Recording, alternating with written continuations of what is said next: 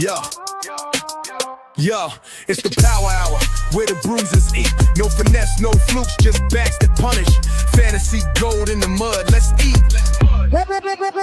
Yo, welcome to the power hour. Muscles, what's going on? Yeah, not a whole lot, man. What's happening? Not a whole lot. If you're tuning in, welcome to the Fantasy Football Power Hour. I am here with Mus, and we're going to break down a little bit of news and also some year two running back. So, really good class that came in this year, but we got to remember there's still some value from last year as not everybody hit. Some guys did, Bucky Irving, but kind of surprised about that as well. But we'll see. We'll kind of give our thoughts here too on how we feel about Bucky going into year two. So let's jump into some news real quick, Muscles. So not really news, but we ended up going to some sprint car races. I had a blast, and let me tell you, I've been to football games, I've been to baseball games. Nothing compares to sprint car dirt racing. I had a tremendous time. So I appreciate you inviting me out there, and we're in Leonardville, so really good time. Yeah, that was a good time. We went and saw the High Limits. I used to like the World of Outlaws, but they don't come around really here anymore. So yeah, we went and saw the High Limits. Kyle Larson was there. That was cool to see. He didn't do very good, but no, we were clenching our butt cheeks. We were on turn 4 where the dirt really hits you, and he spun out there, and we kind of looked at each other like, "Oh, we just don't want to see him. We only want to see him get smashed here." So yeah, but yeah, I mean, I can watch them on TV, but it's nothing compares to it in person. So oh, dude, like I said, I had a blast going there. So yeah, really appreciate inviting me out there, and they're actually going to be there in September, so we might make an appearance on a Friday or Saturday. We have to work that weekend, but maybe take half a day and head out to Old Leonardville again and watch them race. So probably know Kyle Larson, like you said, playoffs for NASCAR and stuff. And if you are listening to this and you are into NASCAR or anything, Muscles does do a show with Sterling, the Rattle Cage podcast. So go check them out. And it was a really good time, man. Yeah, I'm glad you had fun. So we'll get into a little bit of NFL news here. Shamar Stewart does sign his contract finally. So really, I was kind of shocked. It didn't seem like this was going to get done. Signs a 4-year, $18.9 million deal, 10.4 for the sign-on bonus. Were you kind of shocked here, Muscles, that they got this done? Yeah, it really honestly seemed pretty ugly there for the longest time. It just seemed like he was going to go back to Texas A&M and it's just what it seemed. It seemed like it was all hope was lost, and then the news broke. So that was crazy. Yeah, it really was, because I was like you. I'm like, man, I don't know what they're gonna do, but definitely like the Trey Henderson thing's getting a little bit harder. It seems like by the day, if they're gonna get him in. I'm glad they did get this done. Just for, if you're a Cincinnati fan, you got to feel some relief that, like, okay, Shamar Stewart may have not put up major production, but you used a first-round pick on him. You needed to get this guy paid, and you finally get him in the building, because if he's not in the building, he's not learning. And as kind of like a raw type player that, really, really athletic, but need to get him out there against people and kind of just see what he has and where he's going to fit into. And, maybe starts off a little bit as a rotational player, but if they have anybody else, that's why it'd be nice to get Hendrickson in the building. Maybe kind of like he can teach him some things and kind of get him up to speed with the NFL. Absolutely. Going into the next bit of news here, Joe Mixon to miss multiple weeks with a foot injury, so hopes to be ready for week 1. I don't like the wording of hopes to be ready for week 1. That kind of caught me off guard, and I'm like, man, what is going on here? It doesn't look good for Joe Mixon, and this is a guy who, he was a running back 1 last year. I'm gonna say top 10. But we know that is probably on a short leash here in Houston, who they traded up for Woody Marks, bring in Nick Chubb. So I think something to see here. Do they bring in another running back just for depth because they know he could miss some time? I think that's what I'm going to be watching for. Yeah, did they ever say what his injury actually is? Like everything I see is just he's injured. I don't. Yep. they don't really go into like And any it's a kind of depth. non-football, right? Yeah, yeah. So they don't. Yeah, they're not really going into the depth. They're just kind of like saying non-football. Hopes to be ready for week 1, and just a foot injury. So being Yeah. very, very short about it. So that's something we're gonna have to keep an eye on. But where you drafted him, mainly in best ball and everything, you got to be a little bit nervous. And Woody Marks is probably gonna just continue to be that passing down role type player. Which Woody Marks, if you go back and listen to, breakdown on Woody Marks, tremendous pass catching back. I mean, he had a lot of records that he broke, and kind of just that receiving type player. But Nick Chubb, I think he gets a boost here as like the early down grinder type player, like somebody that should definitely take a little bit of a step forward here if he has anything left in the tank. Unfortunately, Yeah. even as Steelers fans, we are Nick Chubb fans. Like it sucked to see his leg just go like a rotisserie chicken. Like when I think it was Fitzpatrick actually was the one that hit him. Yeah. Yeah. So it's I don't know. It's kind of I think Woody Marks, I think, has the best chance, I think, to kind of do anything. I'm just not I think you've talked about this also. It's just that line's just terrible. Yeah, yeah, the line, Tunsil leaving, it doesn't look great. I mean, they kind of pieced some things together, but it can't be any better than it was last year, and last year was not good. So Exactly. So maybe I wasn't even high on Mixon going into this year. It's I, like I it wasn't either. I so I wasn't. mean, I don't think I mean, obviously Nick Chubb gets a boost now because he's probably gonna, like you said, either but I don't think I'm in on him either. Like I think the Mm-mm. only part I kind of want is Woody Marks just because there might be some cheap dump offs. Yeah, and that's what I was about to say too with Woody Marks. Now we might see some design screen passes because they're getting hammered. Guys are coming through the line, and maybe he gets a little bit of a bump there in PPR leagues. But Nick Chubb just on the pure opportunity. We'll see how far he gets steamed up. Right now, he's still pretty affordable for somebody that's gonna get some work. And if he does have any juice left, and let's just say this, Nick Chubb, we always say Nick Chubb in the prime, man, he might have been the pure best runner in the NFL. So, like, I'm willing to bet that maybe he has something left. But again, we're just gonna see how far it gets streamed up. Like it could go up quite a bit, especially if we get more news on Mixon. Like, okay, he starts out on the pup and he's gonna miss the first 4 to 6 weeks. Then the ADP is gonna really rise. So, like, I'm somewhat of a buyer right now just because of where he is, just some pure opportunity. Yeah, yeah, Terry McLaurin, he is in the building. He's not practicing, but he is there. So I do like this. It seems like all signs are kind of going in the right direction. I don't know what the Commanders are thinking. They need Terry McLaurin in the building for Jaden Daniels and for this team. Like, I like Debo, but man, Terry McLaurin's such a critical part of this offense. yeah. I've always said I think McLaurin's I think underrated as a receiver. I think he's a better NFL receiver most of the time than fantasy. Now, last year we did see his fantasy numbers, translate, but yeah, I think as far as being a leader, I think the Commanders need him. I think Yeah, they are making a mistake.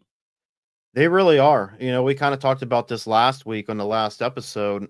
Just mainly like, why aren't they paying him? Because they can definitely afford it.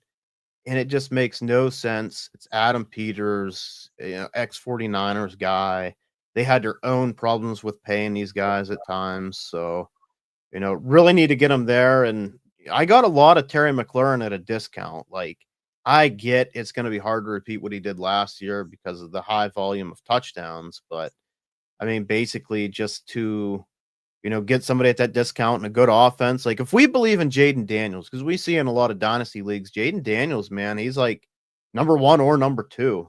Yeah, yeah, I did see him go 1-1 overall. Yeah, and then we see Debo Samuel kind of get pushed down to like what 10th, 11th round. You Yep. know, even later. So like, you believe in Jaden Daniels, you got to still take the swing on Terry McLaurin because who else is he going to throw to? Zach Ertz? I just, it just doesn't really add up to me. So Still Yeah. taking Debo. He is starting to get pushed up a little bit. McLaurin was going down. They get this deal signed. You will see Terry McLaurin's ADP go back up. So get in now. Next bit of news here. Matthew Stafford is now week to week with a back injury. Jimmy G is now reunited with Devontae Adams. So we kind of laughed about this pre-show because we seen Devontae Adams say, I've never been hit this many fucking times, and just throwing a fit whenever he was with the Raiders. And good old Jimmy G comes into town, the guy that was throwing the ball up. And oh man, if you're Devontae Adams, you got to be frustrated. And I think if you have Matthew Stafford, there's a lot of shares of him.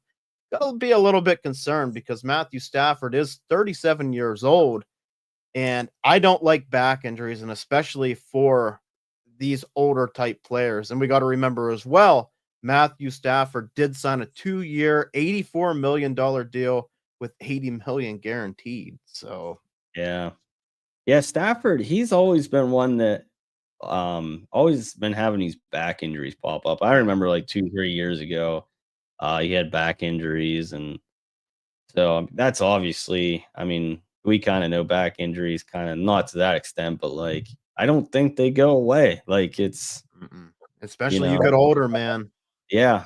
So that's always kind of scared me a little bit off Stafford in most of my leagues, but I mean, I think I still have a couple shares, but it's definitely got to be concerning. I mean, the older you get, Mm-hmm. and I mean, I'm no doctor. It seems like back surgeries never really work. So it just doesn't seem like in 2025 there's really a solution for back injuries. Right. Yeah. It's he really wanted paid too. And not saying that I blame him, but if you're the Rams and you threw all this money at him, you gotta be a little bit nervous. Like Oh yeah. you kind of have to feel like, man, I hope this back gets right because he has been tough. I mean, we've seen him play through a lot of this, and we were worried 2 years ago about the back. You remember when everybody was panicking? Yep, I was. Yeah. I mean, can they get on the? I mean, if I were the Rams, I'd maybe try to get on the phone. Maybe go after Mason Rudolph now that we have Aaron Rodgers. I know Yeah. Kirk Cousins. I don't know what you'd have to do for Kirk Cousins, but like I don't know. I'm just not a Jimmy G believer, and I think the Rams are trying to make one more run with Devontae Adams. Yeah. So I definitely think they should get on the phone and start. You know. How unfortunate that they didn't just keep Baker around too. Like Baker's Mhm. been so good with Tampa Bay, and they really revitalized his career as well. Yes, they did. So, Even we kind of were like, "Oh man, if we were Baker Mayfield, I'd just stay because, you know." mhm, And I mean, he went to Tampa Bay, kudos to him, and he made it work in Tampa Bay. But yeah, I remember me and you having that conversation like, "Is that the right move?" Like we seen him yeah, fail, and how many systems is kind of like the whole Sam Darnold thing. Like we saw Sam Darnold fail in how many systems, and right, he finds a system that fits him, yeah, and he leaves again. But like, yeah, Baker was kind of the same conversation a year or two ago. yeah. And I've just never been a Stetson Bennett guy either. Like he just Mhm. kind of reminded me of that frat guy that was out partying all the time. Like he's just surrounded by a really good team now. I mean, yeah, there's not really any options. There are trading options, so we'll kind of see. We'll kind of just monitor the situation. Now, the good thing for Matthew Stafford and the Rams is that he's a seasoned veteran. Like now, I would like to see him in there because Devontae Adams, yes, I know he is too, but you got to get that timing and everything down. And coming into a new offense, the same with Devontae. Like he's a seasoned veteran as well, but if Matt Stafford doesn't miss any time and comes in, these guys might be off to a little bit of a slow start to start the season just because they're trying to get these timing patterns down. They're trying to get acclimated to the offense and kind of get the cobwebs off here. So it's gonna I be interesting. I think the one. I mean, are you worried if you're a Puka Nakua owner? Uh a little bit, a little. I mean, yeah, yeah. I shouldn't say because if I'm worried about Matthew Stafford, you got to be worried about Puka Nakua. Yeah, that's kind of what I'm thinking. Like, I think if I'm a Puka Nakua owner, I think I'm kind of a little bit worried. I mean, I'm not saying that maybe they bring in a quarterback next year and Puka can't thrive because Puka's a hell of a player, but you know how Yeah. Stafford is with his hyper targeting. He's always hyper targeting the guy. Exactly, and that's why I was a little bit leery. I don't really have any Devontae Adams either, like in best ball or anything, because he could be the main target, Devontae Adams, but like I feel like it is Puka Nacua. They already have that chemistry, Mhm. and if Stafford does get going, maybe we really see the hyper targeting because it's just comfortability, like going Yeah. through everything. And I mean, I've already seen him kind of take a dip, but Kyron Williams, Yeah, I mean, if they're not slinging the ball, do we see more 8 guys in the box? Do we yeah. see more, The good thing, I the don't. good thing about Kyron is he can catch as well. Like Yes, he can. Yep. Yep. that was kind of his known to thing coming into the league. I've never been the biggest Kyron Williams fan, which any of you listening are probably like, well, then who the hell do you like? But like, I just Kyron Williams just seemed very, very replaceable. And I had a lot of Blake Corum, which didn't work out. And somebody that we're going to be talking about here soon. But yeah, there's just a lot of moving pieces here. Like Stafford is kind of the glue to this offense, and I don't think if it's Jimmy G or Stetson Bennett or even whoever they bring in, it's not going to go near as well. So yeah, you got to be a little bit nervous now. I will say we'll see if Puka drops down a little bit, especially for best ball, because I'll still be in. Like I'm still gonna bet if they're giving him 80 million, he's gonna have to do everything he can to get on the field. Oh yeah. Yeah. Yeah. I agree. So a little bit of news that literally just happened. Dallas signs Jake Ferguson to a 4-year, $52 million deal. This is a little bit of a slap in the face, I feel like, to Micah Parsons. So it's that whole thing. People are screaming you need to pay Parsons, and now they're signing Jake Ferguson, who, in my opinion's very replaceable. But I think this is good news. This is something we also talked about before the show, Muscles. You brought it up.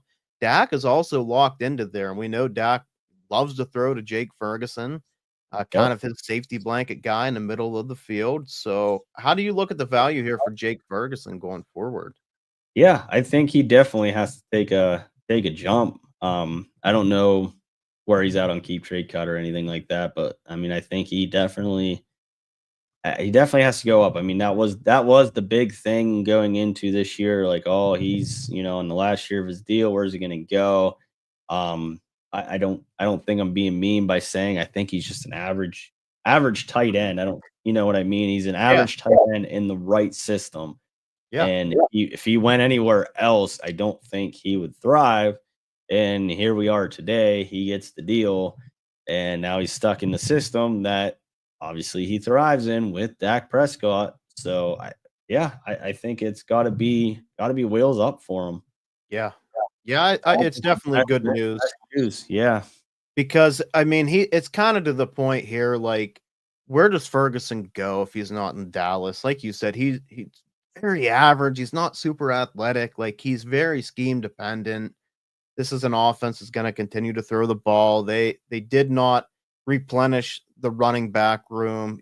They rode on Rico Dwaddle last year. Now they're gonna go with Javonte, Miles Sanders, Jaden Blue. I mean, just kind of guys that they haven't invested in. They really haven't invested in the running back room since Zeke. I mean, anybody I can really think of. So should be throwing the ball quite a bit again. And if he can get some of them touchdowns and say he gets 800 yards, where you're getting him in your drafts is a pretty, a pretty good spot. I mean, yeah, not a sexy pick. Nobody likes Jake Ferguson. Mm-mm. Like, but you got to kind of just take the production that he gives you, and this is probably best case scenario. He's not going to Kansas City next year and turn, like that wasn't going to happen, and be the new Travis Kelsey. Like, there's just no damn way. So Right, right. I'm kind of curious of what his value actually is as far as draft picks. I'm kind of, I mean, can you, like you said, Jake Ferguson isn't a sexy name. I mean, can you in some mm-mm. of the maybe not so savvy leagues maybe send out a second, and Yeah, I think some of the problems I have is, and maybe I'm falling in the trap. Like, let's talk about some of these. Like, we're taking Elijah Roro ahead of him, right? yeah, Terrence Ferguson, which we're gonna probably have to wait. yeah, I mean, I maybe it depends on like where you're at in your league. If you're a contender, maybe you right, do take Ferguson. I don't hate it, but Mason Taylor should get on the field early. So, like, them are some names that do you want to swing the bat on them? Like, I know that's like you said, I think it's where you're at because it's like you can kind of just take Jake Ferguson and you know what you're gonna get. I mean, yeah. obviously these Mason Taylors, Arroyos, like they can produce, but Jake Ferguson's gonna produce. So the So latest Dynasty Dog draft that we were in, which is a point for the tight end, extra point for the tight end, and tight end premium, he went 11-12. Rich got him there. So guys right ahead of him: Jacoby Myers, Jawan Jennings, Zach Charbonnet, Kyle Williams. I think yeah, that's kind of appropriate, but I feel like he needs a little bit of a boost. Like, I personally, like, I like Kyle Williams. I love the film, but maybe Jake Ferguson in a tight end premium. oh yeah, There's an argument there. Like, absolutely, I think absolutely. there's an argument. So I think Rich got pretty good value where he got him, and just because of the uncertainty, like we didn't know what was going to happen. Is it a one? Is it a one and done for Jake Ferguson, who's just not athletic and not going to go anywhere else? Is now locked in. Yeah, that could be. So let's go ahead. Let's start on some of these running backs here, Muscle. So this is going to be second year running backs, and we're just going to kind of give a breakdown. We got 10, actually, I think there might be 11 of them, but we just kind of want to break these guys down. We know that this was a really good running back class. Yes, some of the guys, like our Damian Martinez and stuff, they went way later than what we thought, but overall a great class. But we can't forget that last year we had some guys in there that, really didn't produce year one. Some did. And we got to be patient with these guys. We got to kind of see what we have, and we don't want to sell too fast. Or, on the counter argument, maybe we're out because they drafted somebody else or they brought in somebody else. So we're going to start off here with Trey Benson, who I really wasn't the biggest Trey Benson guy, but he was a second pick in the third round. Does run a 4.39 at the combine at 216 pounds, has a RAS score of 9.76, so super athletic here. Messed himself up in 2020, tore his ACL, MCL, LCL, meniscus, and groin tendon. So everything that I could find on that. I remember whenever we were in the process muscles, you're like, yeah, he had a horrible injury, which I totally did not see. Really kind of went back and seen what happened. Last year, he did go on the IR with an ankle injury. Jonathan Gannon has come out and said Benson should light it up this year. I mean, I would hope he would say that, but we still have James Conner here. He's on a 2-year deal. This might be a little bit of a buying opportunity just because of James Conner and getting this 2-year deal. Now, they could easily get out of James Conner next year with a 2.2 dead cap, and that would save them $8 million. So Arizona was 7th in the league with 144.2 rush yards per game last year, 5.3 yards per carry, which was second in the league. I can see this being a split. So I feel like if we see anything out of Trey Benson this year, maybe right now, I know he's getting steamed up a little bit as we speak, but maybe right now is the time to go out and buy this guy. Oh, Muscles, you still there? Yeah. Oh, we lost Muscles here.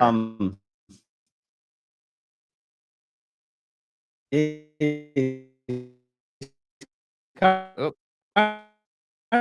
of like a question mark. I think he's like the biggest question. Oh, we lost Muscles. Okay, while we're waiting here, I'll just go ahead. I'm going to give some Dynasty Daddy trades here. So I was on Dynasty Daddy. If you're not on there, you got to get on there. It's a great site.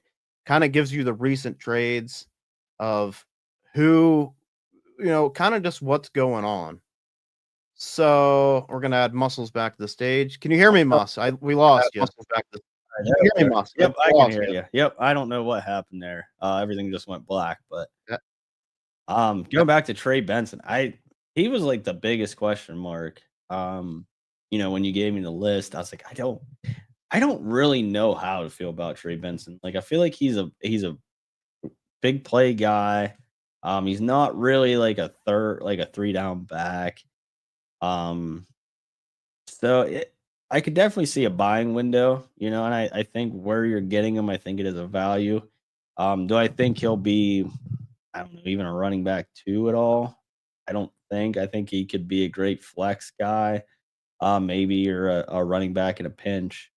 Um, but I don't know how you feel. He was the one that like really was the biggest question mark for me. I think I even asked you on break the one day. I was like, "How do you feel about Trey?" Because I don't know.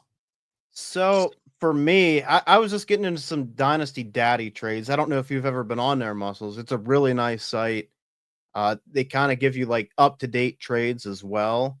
So here's what we'll do. See, I'm kind of more in on Trey Benson, and I don't even love the film just because I really do think he could be a 3 down back. Now, I don't think he's Okay. like an elite pass catcher. So yeah, I kind of see your point there, but I think he could be a grinder that could come in as like a running back too. Okay. Um, so let me give you some trades on Dynasty Daddy. So Benson for Evan Ingram. Ooh, tight end premium or non-tight end premium? I'm gonna say it's tight end premium. I think I'd still take Trey Benson. I I think. I would think I I would too. don't know how long Ingram's signed in Denver. I mean, I think he'll probably have a good. But we see Ingram with his injury proneness. Yeah, yeah, and that's kinda, the scary part even for Benson. Like, we know he had the bad injury in college, and then he comes in here and kinda gets that time to shine, and then he got hurt too. So, uh, Trey Benson or Calvin Ridley? Hmm. I feel like Ridley really takes a step forward. I might go Ridley here. I don't hate it if you're a contender. I don't Yeah. hate it if you're a contender just because I'm like you. I think Cam Ward's the best thing they've had in Tennessee for a while. I mean, it could probably say since Vince Young. Like it's been a while. Yeah. Not even saying Vince Young was great, but like what have they really had? I can't really think of anybody recently. No. Uh Trey Benson or Jalen McMillan in a 26 second. Uh I don't know. That's tough with Mc I really liked McMillan. It's just it sucks that they brought in everybody. I mean, the second on top, that's really enticing, but I might try Trey Benson. Yeah, I'm going Trey Benson there as well. I just feel like he's gonna gain some value, man. I really do. And then the last one, which is I think a slam dunk, Trey Benson are 301 and 501. I mean, we Oh, already yeah, said we take a easy. second. So I mean, Yep. these are deals that are getting done day by day. That's why I love to go over to and we're not sponsored by Dynasty, these guys. So Yeah. Dynasty Daddy. But I really like up to date things and just seeing where they're going. But an offense here that we have James Conner again that's had his own fair share of injuries that was on the field last year that did put up some numbers, but I really feel like Trey Benson could take a little bit of that from James Conner, and that's why James Conner for me has been a big time sell. Like I know a lot of people say if you're a contender to buy him, but I think I'm on the other side of that. I think Connor could be done sooner rather than later. So, going to the Yeah. next guy here, Yeah. Moss. Let's talk about Blake Corum here. So, Blake Corum didn't really see much work last year. I was really disappointed. I was a little bit higher on Blake Corum. He only averaged 3.5 yards per carry. Then he ends up in week 18. I know we played a lot of them in DFS and fractures his forearm. The Rams just have been bad post Gurley in the run game. They banked on Cam Akers, it didn't work. They had guys that just didn't have explosiveness. Now, we're gonna talk about another guy who they bring in, and that's Jarquez Hunter, who could bring that explosiveness that they were missing. So, Jarquez Hunter has an 18.9 EPR, which is just an explosive run rate that was second in the class to RJ Harvey. I think Jarquez Hunter is really bad news for Blake Corum. Corum's hope is that Kyron holds out, which there is a possibility of that because all reports seem that Kyron wants an extension, but it does seem it's going in the right direction for Kyron to get this extension. I think I would try to explore moving on from Blake Corum and just kind of see what you can get. So, Muscles, did we lose you again?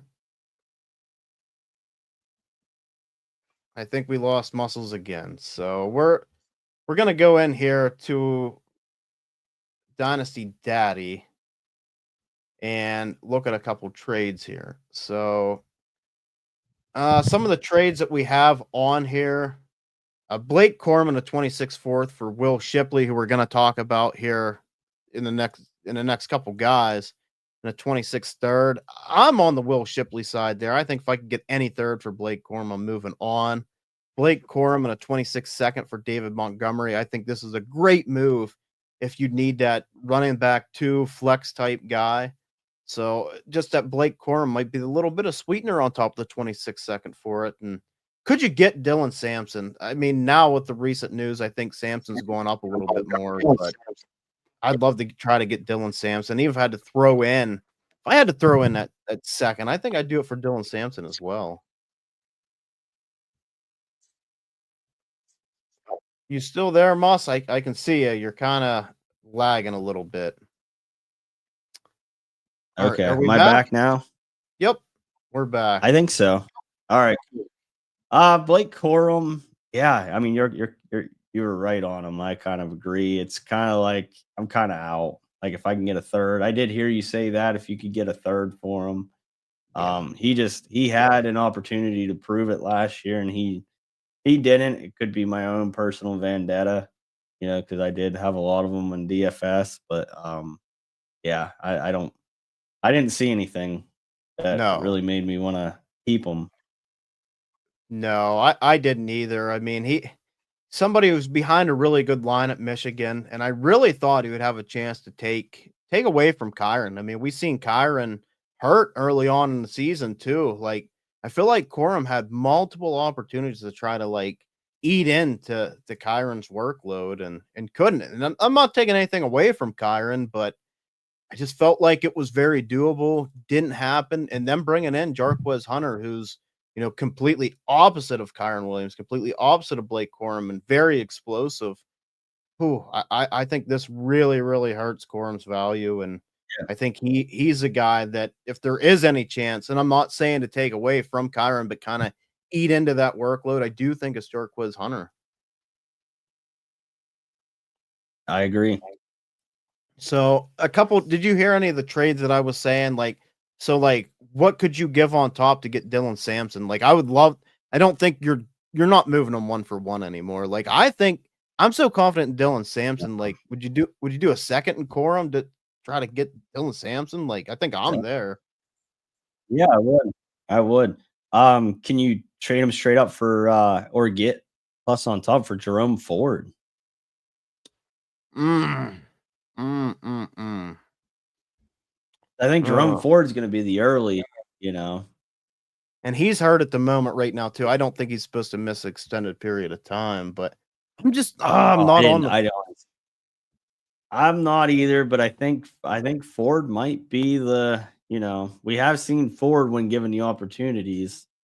Right. Kind of show a little something. I wouldn't be surprised if he's the grinder and Sampson's the pass catcher. Yeah, but and that's then we go back to the conversation you had about Quishon Junkins. They are going to be down a lot, so yeah, and Ford really going to eat. Right. Yeah, I think we could. Let's say this. What would we have to do to get Woody Marks or Nick Chubb? I know we're not in love with them. I feel like I'd rather try to get Nick Chubb. I think he's better. Too. Even after coming off this, I think I'd rather just bet on Nick Chubb. I just don't really have a lot of faith in Blake Corum, man. It looked really bad, and I hate to be out, especially after 1 year, but it's just bad, really bad. Yeah, I agree. So we'll hop into the next guy here. Let's talk about Ray Davis. So Ray Davis, somebody that I really liked coming out, does go in the 4th round here to the Bills. He's a very shifty player, and Ty Johnson does sign the 2-year deal. James Cook. James Cook could be a holdout, by the way. Now he is at camp, but like he wants paid. James Cook wants big money. Like I was looking at a little bit here. Rumor has it he's looking as high as 15 million per year. So we're talking like CMC, Barkley money. Like we're not giving James Cook that kind of money, are we? No, I can't see the Bills doing it. I mean, credit to James Cook. I mean, we've said it for years before they brought in James Cook. That is the one piece they're missing. And Yeah. yeah, James Cook does seem to provide that, and he does have I don't want to say CMC capability, but we do see these games where like James Cook has 30 or 40 points. Like Right. he's catching touchdowns, he's running touchdowns, he's doing it all. But yeah, I mean, I can't take anything away from him, but yeah, I think I'd just report to camp and just Yeah. try for like even like 12 million, Right. And he is there, so it's good news if you do have James Cook. I mean, we know there could definitely be a touchdown regression there. Uh Now looking into Ray Davis just a little bit more, he does seem like he's that top tier handcuff. Uh Maybe year two, he could cut in a little bit more. Somebody that whenever he did get the start, he looked pretty good. I mean, that shiftiness, low center of gravity. Now, I don't think Ray Davis is ever this like top tier guy, right? But I think he's that real nice handcuff piece that like he's in a really good offense if something were to happen. So I think that's what we have to look for Ray Davis. Is just somebody that when given the opportunity, he definitely could be a running back too for the week. I mean, how many times like we play a lot of DFS, how many times are we looking for that piece? And like especially in running backs, like last year was kind of weird. Yeah. A lot of guys did not get hurt, it seemed like, at running back as much as usual. So, yeah, I think this is a guy that, like, he almost to me becomes like the Tyler Algier type. Like, he's in a really, really good offense and where he's going to have a chance to put up some points if anything were to happen to James Cook. But you don't want to just bet on that. No, but yeah, I kind of like where Ray Davis is being drafted, in the startups we've been in. I think he's definitely a screaming value. Definitely if James Cook holds out or even if he doesn't. I mean, we all know injuries happen. Yeah. And the only downside is they keep screwing around with all these other backup running backs. Yeah, like the Ty That's the only Johnson down. thing like that. Yeah. So Buffalo they were 9th in the league in rush yards per game last year, but we do have to remember they have Josh Allen as well. So we'll visit a couple dynasty daddy trades here. We have Ray Davis for Romeo Dobbs. Like, give me Davis all day. I feel like Dobbs is a big time roster clogger. Oh yeah. We Yeah. have Ray Davis Absolutely. for Taj Brooks in a third. I'll take Ray Davis. Ray Davis just Yep. for a third. I'll take Yep. Ray Davis for a third all day long. I will too. How about this one? How about Ray Davis and a second or Calvin Ridley? Oh, that one is tough. That one's a little tougher for me too. Yeah, I think that probably is going to depend on my team structure. I mean, Yeah. which do I need more? I mean, the running back or the wide receiver. I think that one's pretty damn close. I do too, because here's the thing, like, and I've been trying to look through some trades because I don't want to be like, just pick out the ones where like, oh yeah, smash this guy. Like, I think this is a very debatable trade, and I think you brought up a really Yeah. good point. It depends what your team looks like. Like, if you have a bunch of running backs that like you might need an injury for them to step into that running back 2 flex type role, I'm taking a Ridley side there. But if Yep. if you really need to swing the bat and just say like, hey, if James Cook goes down or something was to happen, I really need this piece. Then I'm fine with the Ray Davis side. But yeah, I think that one's Yeah, a lot more close for me. And then I mean, really the same for this Ray Davis and a second for Cooper Cup. I mean, I think that's about. I think Ridley and Cup. Like I'd rather have Ridley, but I think it just depends if you think I Cup would has too. anything left. Yeah, and I think I'm on the other end of that. You think you're on the date? You don't think Cup has much left? I don't know. He kind of scares me, the fact that the Rams just didn't really want him. Yeah, it's definitely that part is alarming to me. But there's a lot of vacated targets there, and it just to me also just kind of depends who plays in the slot. Like it does seem like JSN's going to go outside.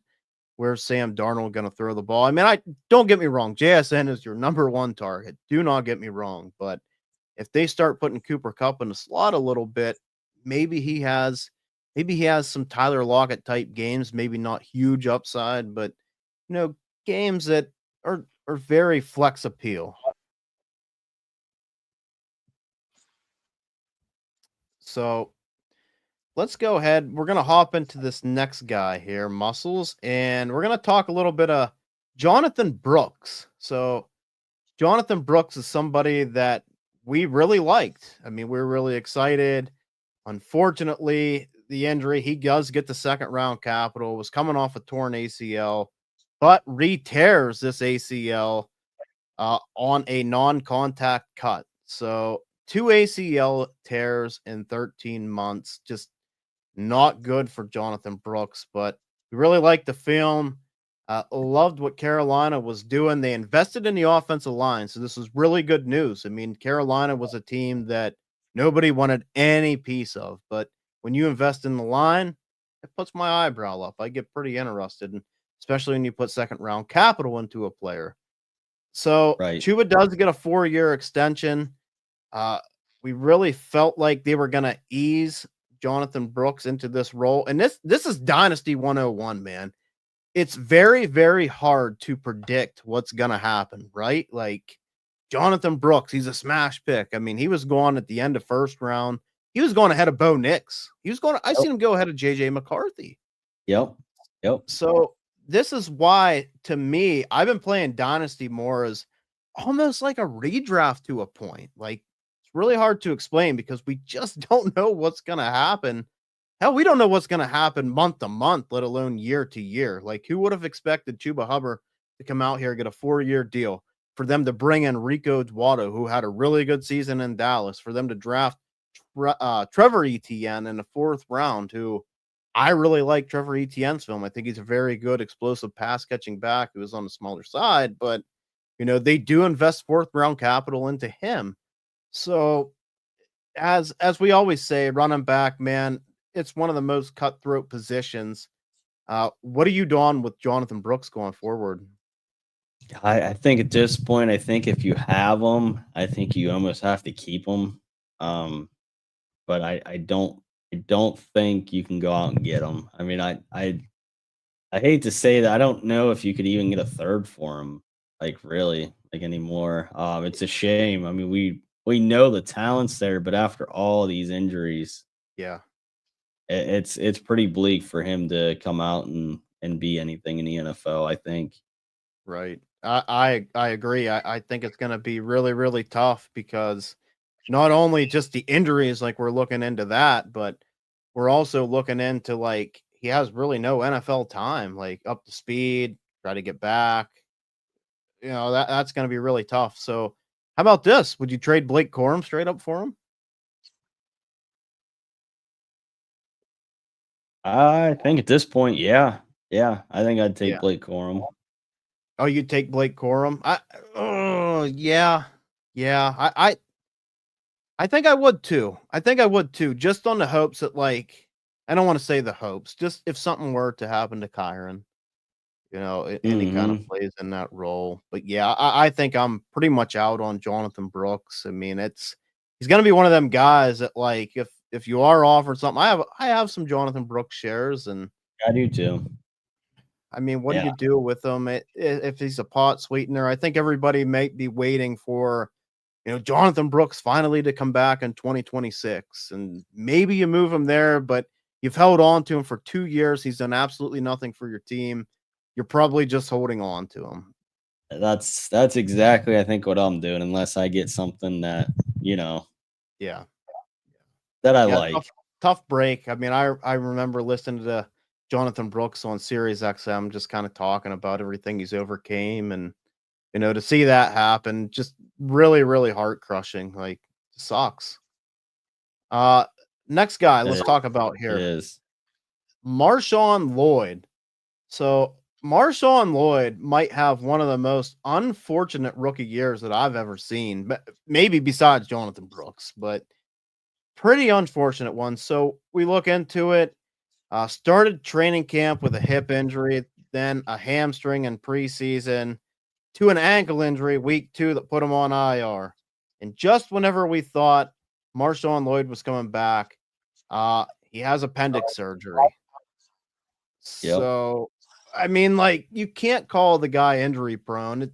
They're all different injuries, but then the appendix, so really unfortunate there. But looking into some stats here with Green Bay averaged 146 rush yards per game last year.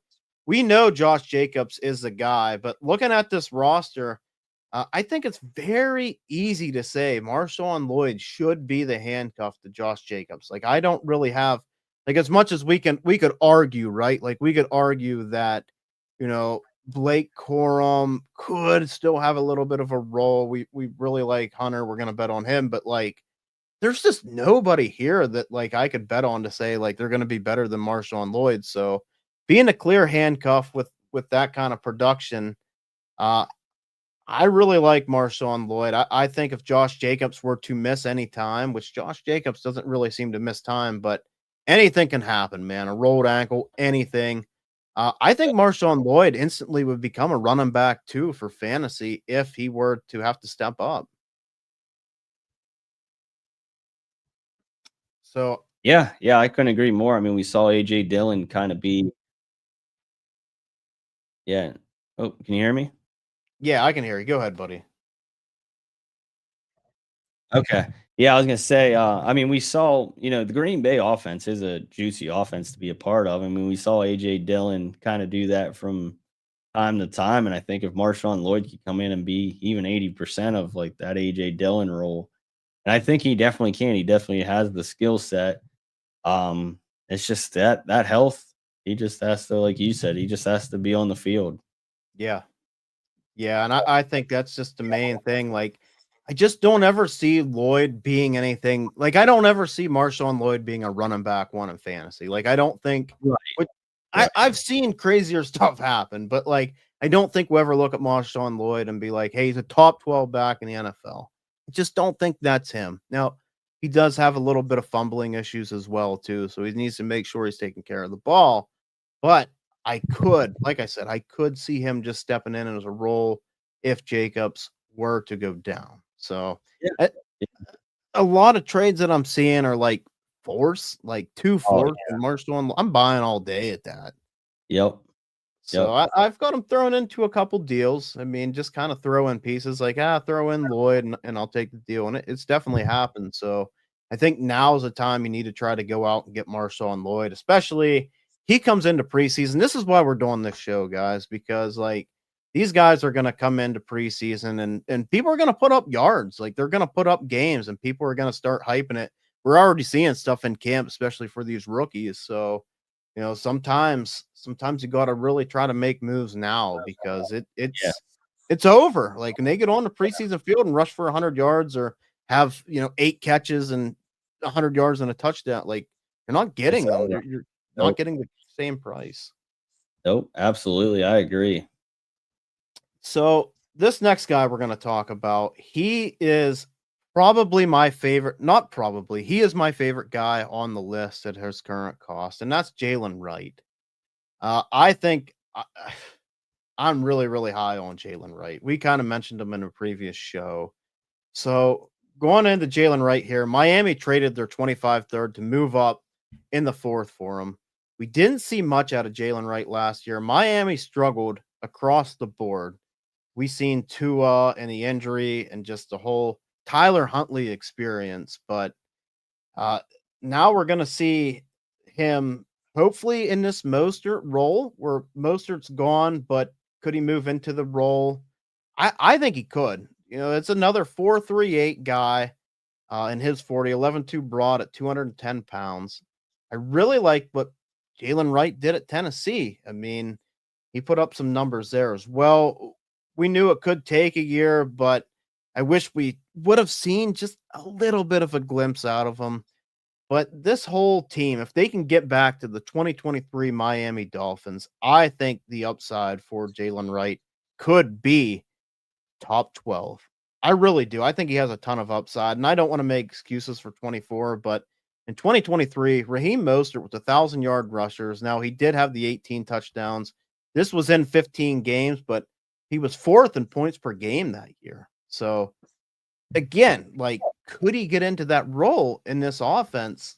Oh, man, I think there's just quite a bit of upside. So, it could be a make or break year with him. Now they do have Alexander Madison. If he can't outrun Alexander Madison and get into that role, then abort mission. But Oh, I think he's a much better player than Alexander Madison, and I think with his speed and size, I think he really fits this Miami Dolphins team very, very well. So, how do you feel about Jalen Wright this year? I'm right there with you. I've been having them in a lot of best balls. I've been drafting them in a lot of places, startups and everything, even redraft. Um, I think the subtraction of Johnny Smith, I think kind of helps. Yeah. There's all them targets that have to go somewhere. Yep. And like you said, Mostert leaving. I think this is all writing on the wall for Chan and Jalen Wright. Yeah. I do too, man. I just feel like Miami, will they ever get back to that 23 season? Hey, maybe not, but I know that like that's a possible range of outcomes because it's already happened. And like Right. for them to feel this good to trade up in this class that we all said this is a really, really good class of running backs, for them to trade up and give a third from this year for last year to go up and get Jalen Wright, I think Yeah. that shows a lot that Miami really believes in this guy as well. And I'm not worried about Ollie Gordon. Like, I just wasn't the biggest Ollie Gordon fan either. Like, they took him in the sixth round. He's kind of different than these guys too. He's not as fast. Like, yeah, he's a powerful guy, but I don't think he's a goal line. I think it's wheels up for Jalen Wright, and that's where I got a ton of them. Like, I got a ton of them in best ball. So even talking about our sponsor here, Fast Draft. If you're watching us, you can see the Fast Draft logo, the rabbit. We were in the rabbit all weekend last weekend. So, Mhm. if you're not on there, use a promo code POWER. They will match you at a first time deposit up to $50 on the Fast Draft app. So get on there, make sure you're drafting. And it was $20 rabbits. Now we're down to $10 rabbits. So we filled up the Yeah. 20, working on the 10. And I think my portfolio of Jalen Wright, which is another great feature on there, I'm at like 80% Jalen Wright. So That's awesome. That's all. I do yeah, like that portfolio thing. I do too. It kind of keeps you in line of what you got and where you got some of these Mhm. guys at. And I'm not afraid to jump up a round or so and try to get Jalen Wright on my team. So somebody I'm really investing in this year, and get in while the getting's good, because when you see him out there running, it's gonna be too late. So Yep. Way too again, late. if you are not on the Fast Draft app, get on there, use the promo code POWER. They will match you once again up to $50 if you are a first time depositor. So Muscles likes Jalen Wright. He's approved as well. So some of the trades here, right for a third. I think that's pretty easy. How Yep. about this? Right in a sec. Well, I mean, I guess this is a little bit different now, but right in a second for Mixon. This was pre-injury for Joe Mixon. I think it would have been a little bit closer Yeah. if he wasn't hurt. But how about right in a third for James Conner, Muscles? Oh, I'd go right all day. I would too. I think I'd take right straight up. Yeah, I would too. I I would. think I'm that high, and just I believe in him that much here going forward. So One more I'm going to throw at you. Right for Daniel Jones in a Superflex league. I'd still go right. I mean, Daniel Jones is enticing, but I think I'm Yeah, still going right. and I'm like you. I think Daniel Jones does win that job, and I think he ends up getting. I think he ends up steaming some value, but yeah, I got to go right here because I just don't see Daniel Jones being a future. Like I don't see that anywhere. I think probably a journeyman backup guy. Right. I agree. I agree. Okay, let's go ahead. Let's head into a big hitter here as well. Bucky Irving. So Bucky Irving finished as running back 6 in points per game last year. Very efficient runner, 5.4 yards per carry. Had over 1,100 yards, and he had 47 receptions as well. Didn't test well athletic, but we seen how smooth he is on the field. KTC has him as running back 7. So Tampa Bay was 4th in yards, rush yards per game last year. Now Wirfs is going to be out to start the season. Trades are kind of everywhere with him. I feel like Bucky. I'm not buying him at running back 7. I'm No. just. I'm not. I think that's a little bit too high. With Tristan Wirfs out, I think that's where you could maybe strike a little bit, and maybe you get a little bit of a discount. We've kind of been talking about this with all any Buccaneers guys that you want to try to get into. I would maybe wait because I think it's going to be a rough. I think it's going to be a rough couple weeks until Wirfs is back. Now they are trying to bring in veterans. I did see George Fant was there, which nothing special, but he's a veteran guy who's been around the league and trying to help kind of fill that position a little bit. So, how do you feel about Bucky Irving? I couldn't agree more. Yeah, I'm not buying him at the running back 7 price.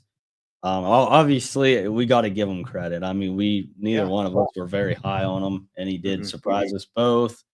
So we got to give, flowers whenever flowers are due. But yeah, if it wasn't for this whole Tristan Wirth, um, fiasco, I think I would be a little bit more enticed. But yeah, I mean, I think it's going to be a rough start of the season, and I think that's going to be our time to strike. Yeah. Yeah. Yeah, I agree, and just kinda see I mean, it is Dynasty, super young, I don't know how much of a discount, but people get, Oh, they panic. very Yep. yeah, they get very panicky, they get very, like, want production now, like, I mean, does it end up being a move, like, you trade Kyron Williams and get Bucky, where, like, today we're Yeah. laughing about it, but week Oh, 3 in very the well. season might happen. Yeah. Yeah. If Kyron's running back 7 and Bucky's running back 30, Yeah. I could see that getting the deal done. I could too. So he's somebody that we're gonna strike on a little bit later, and I really do like Bucky going forward. I think I he's do gonna have a too. hell of a career. Yep. Next guy here, Braylon Allen. So looked good as rookie season, nothing great. Only 21 years old. We've seen a ton of pictures of him in the weight room. He's an absolute monster. So some of the things we do know at 235 pounds. Uh, he was really hard for me to evaluate on film because there was times I did see him go down a little bit too easy, but there was times where he did run some guys over. Now, Brees Hall is in front of him. This is the last year of Brees Hall's deal. Jets, we do have to remember they made Garrett Wilson a top 10 paid receiver. Sauce Gardner is now the highest paid corner in the NFL. So sticking here with Brees Hall, Hall has led the team in total touchdowns each year, but Brees Hall has not ran for over 1,000 yards yet in a season. So Wow. I didn't know yeah, that. I did not know that either until I did some research. I'm like, wow, that's very, very surprising. Now, I think the future is uncertain for Brees Hall.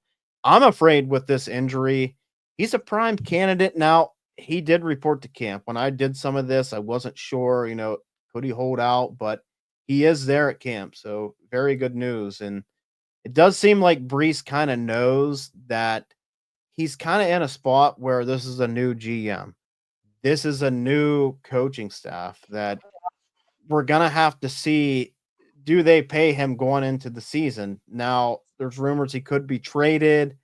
Halls even came out and said it's just hard for me to think that they're gonna kind of give me a big payday with a new GM and a new coach. So maybe in season, and he's kind of up to that. And he's even came out and said that, like, everybody said they want to see my potential, but really haven't, and I want to show them that I can deliver. So I think with a guy like Braylon Allen, are you betting that Brees Hall is the guy going forward, or are they going to move on? Are they going to trade him, and he kind of steps into that role? And for me, it's kind of up in the air. It's kind of up in the air. I think they could move on from Brees, especially if he's hurt again or just doesn't produce. But all in all, I think Brees Hall is just I think he's a tremendous value again this year, and I think that would be kind of foolish from them to move on from him. So if I'm the Jets, I personally would pay Brees Hall now because I think you're getting a discount now than you are later. So for me, I'm probably a little bit more down on Braylon Allen. How do you feel, Muss? Yeah, I just had to look. I know I got Brees Hall in a draft, startup draft 4-3. I thought that Wow. was incredible value. Like you Yeah. said, he's in the last year of his deal, probably not going to stick around.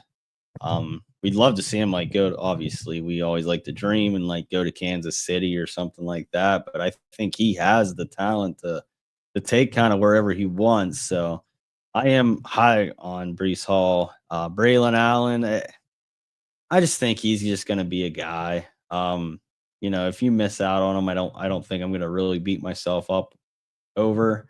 I think if you have him, I think you're kind of happy-ish. I mean, he kind of does do stuff every once in a while, but I don't think he's a guy that's ever going to really be a whole lot. I think they'll probably draft another guy. I just don't I just don't see anything special. I don't either. I just see a grinder. I see a 235-pound grinder that is gonna be pretty reliant on touchdowns that, like, if they I'm like you, like, even if I'm betting that Brees Hall's gone and they don't pay him, I think they bring in somebody else, I man. do I too. think they bring in some competition. Yep. I couldn't agree more.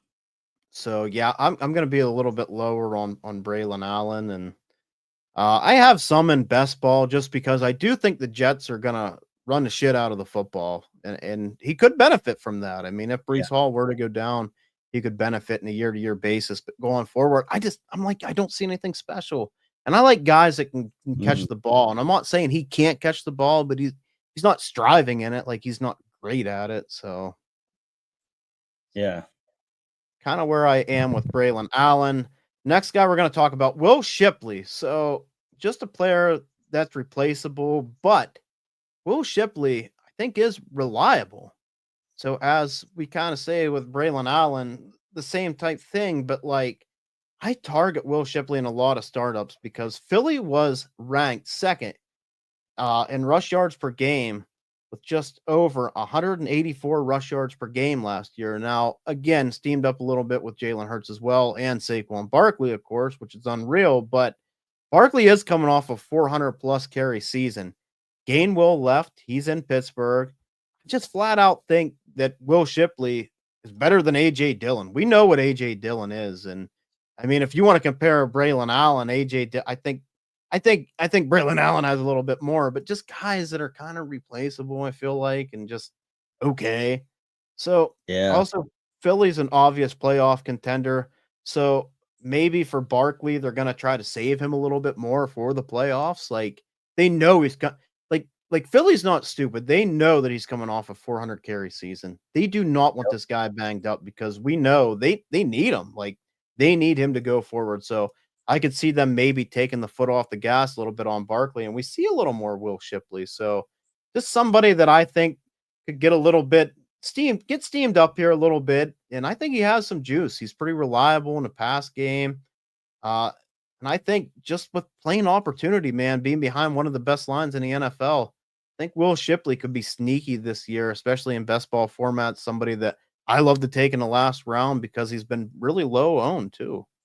Yeah, yeah, I couldn't agree more. I think Shipley's a great buy low. I mean, if you believe in the man curse, if you believe in all that stuff, like, yeah, I mean, the Eagles' offense is one of the best offenses in the league. Like, why wouldn't you want to buy into a key?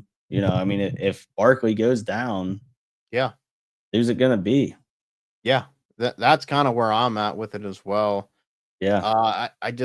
I think that if the opportunity arises, we Yep. are gonna see it. So Yep. I uh couldn't agree go- more. going into Isaac Garendo, so kind of emerged on the scene with those 4.33, 40 at 220 pounds. Actually, when we were scouting players, we didn't even scout Garendo, if you remember right. Like he wasn't even on the list. So kind of really got into there. Then goes to San Francisco. I believe is a fourth round pick, but fits the offense really well. We seen glimpses of his explosiveness whenever Jordan Mason went down. So Jordan Mason ended up having a nice season when McCaffrey went down, but then he goes down as well. Correndo gets an opportunity, looks really good. So San Francisco must feel good about either Christian McCaffrey's health or Isaac Correndo fitting this offense if they're going to move on from Jordan Mason. So I think that's kind of telling us something. They do draft Jordan James in the fifth round. Now, I'm not the biggest Jordan James guy. If you want to take a shot at him and late in the fourth and fifth round of your rookie drafts, I'm totally fine with that just because like never know, he could get an opportunity. That's always how it is in San Francisco. But with McCaffrey's health issues, with them moving on from Jordan Mason, I think Isaac Garendo, I think he has a little bit of value here as well. So let's just kind of see what happens and how McCaffrey takes the field and everything. But how do you feel about Garendo? Do you think he's kind of reached that like A to B tier of handcuffs where you're pretty interested and think he could hold some value? Yeah, yeah, he was a guy that I definitely didn't really have much interest in at all. Like, and then they get rid of Jordan Mason and kind of opened my eyes a little bit. Like you said, I mean, we all knew the McCaffrey kind of mystery injuries. Like, I mean, that's a whole thing. I don't know, it's in and of itself. But then to get rid of Jordan Mason, that's kind of telling us something. I don't know what part it's really telling us. Like, is CMC completely good to go 100%? Is Isaac Garendo a good, going to be the good handcuff? Like, yeah, it definitely opened my eyes, and I don't think it opened up a lot of people's eyes yet because it's something that, I never really thought of until, we started talking about it.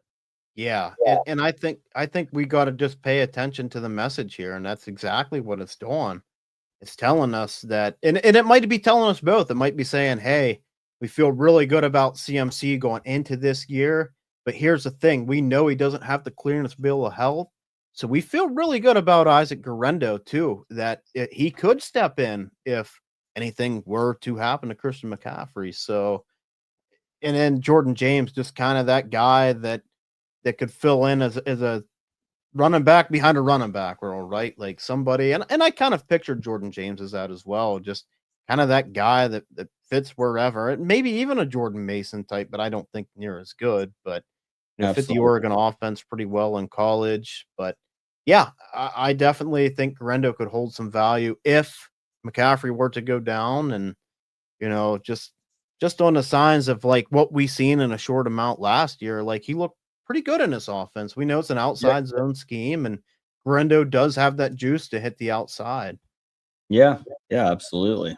So the last guy, he's going to be the bonus guy we're going to talk about. He's going to be number 11, and that's Tyrone Tracy. So Tyrone Tracy has established himself. He did around week 5 in this offense. From week 5 to 10, he ran for over 100 yards 3 times in them games. He was benched at one point for a fumbling issue. He had a pretty costly one against Carolina in overtime and had 5 fumbles last year on these carries. Doesn't seem bad, but it was only 192 carries. They bring in Cam Scattaboo, who I really like, and I personally just feel like Cam Scattaboo is a better player than Tyrone Tracy. Now, I think Tyrone Tracy does get the first crack at this, but I compare these guys, and I think Cam Scattaboo is just flat out better. Like Me they too. they put fourth round capital, so it's not like crazy capital, but just a player that's very shifty and a player that can catch the ball as well. Like we seen Cam Scatterby go back to Arizona State games. You can watch him catch the ball. He can pound it between the tackles and get in the end zone. So how do you feel about Tyrone Tracy? Because I do think a lot of people have Tyrone Tracy as like, they would give up seconds for him. Like he has some value still, which is kind of surprising to me. Yeah, that's honestly when I go through my, pre-draft rankings and everything, I kind of been looking at other people's like Keep Trade Cut, Dynasty Nerds, and all that, and like they all have Tyrone Tracy way up more than I'm comfortable being at. Not to call them out, I'm just saying that. Yeah. I just think he's higher on people's rankings than my personal rankings, and I completely agree with you. I think Cam Scattaboo's the better back. I think just Tyrone Tracy's just what he is. He's a 3 down in a cloud of dust kind of. We've always said that about Tyrone Tracy. I don't think there's really anything spectacular about him, and I think Cam Scattaboo can be a special player in the NFL. I think his main claim to fame is his pass catching. I mean, he's a good pass catcher. I will give him that, but I don't think he's any better than Cam Scattaboo. I really don't. I mean, that's just saying maybe how high I am on Scattaboo. Yeah. Looking at some Dynasty Daddy trades, Tracy for a 27 second, 26 third. I mean, you don't even need to give me the third. It'd take just a second. Yeah, I would too. Tyrone Tracy for the 204 and the 204 for a 27 first. So they're trading up. Yeah, I don't mind that. I think that's 27 is going to be a really nice class as well. Yep. Tyrone Tracy and Mark Andrews to trade up and get Trey McBride. Ooh, I like that. Yeah, I like that deal a lot as well. Tracy for just a second. Yeah, we've already kind of said that. So, yeah, man, I think Tyrone Tracy's a very replaceable guy, and I think they already have the replacement Cam Scattaboo. So I'm definitely on the other side of that. I'm with you, Muss. He's somebody that I just haven't drafted, and I might have out of 25 teams, I might have one Tyrone Tracy share. Yeah. So somebody that did emerge onto the scene. Got to give him his credit, but it doesn't look great. So that's gonna do it for this show. These are just some second-year guys we really wanted to talk about, and just remember, it's a loaded draft class, but there's also guys that are in the league that maybe haven't established themselves yet, or like Tyrone Tracy, you feel like they have. Just kind of our breakdown on how we feel about some of these players, and it was really fun show, Muss. I love talking these running backs, and it's not like how it used to be. There's guys that are going to hold value because nobody's really a bell cow anymore, unless your name's Saquon Barkley or Derrick Henry. We can't forget Derrick Henry. That's true. That's true. I mean, there's guys that are going to have value that maybe go kind of through the cracks or whatever, but. I know next week we are going to do a little DFS show with the Bulls. So Chris is going to come on, has a tremendous breakdown. We did this last year with him. I mean, he works his ass off on these guys. So if you want to put a little bit of money on the Hall of Fame game, make sure to tune in for the live show with him. We are going to do it Thursday. It should be after 4:00 p.m. Eastern time. We'll be on here breaking down the Hall of Fame game because I can't wait. I know a lot of people kind of throw the Hall of Fame game out like, I just want regular football. Well, guess what? It's football. So stop complaining. At least we have something. So, that's going to do it for this show, guys. Thank you for tuning in to the Fantasy Football Power Hour. Please like and subscribe. Go over to YouTube. We would really appreciate it. We did make a TikTok account, so we got some TikToks over there. And follow us on Twitter.